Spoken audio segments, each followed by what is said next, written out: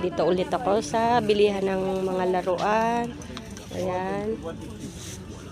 Daming laruan dito. Dito ako bumibili ng mga laruan para pamigay sa aking mga batang pasahero. Dami ritong laruan, no? Kung maaari nga, halos lahat bilhin mo para pamigay sa bata. Kasi syempre is budget lang ang pamimigay natin. Dahil hindi pa tayo kumikita ng malaki. Ayan. Ito yung nabili ko para sa pamimigay sa aking mga bata. Kasi may tip ako kahapon. Tay, ito yung balot mo na yan, Tay. Babalot na po. Eto, nakabili na ako ng laruan. Bali, dalawa na ipamimigay kong laruan. Dati kasi isa lang.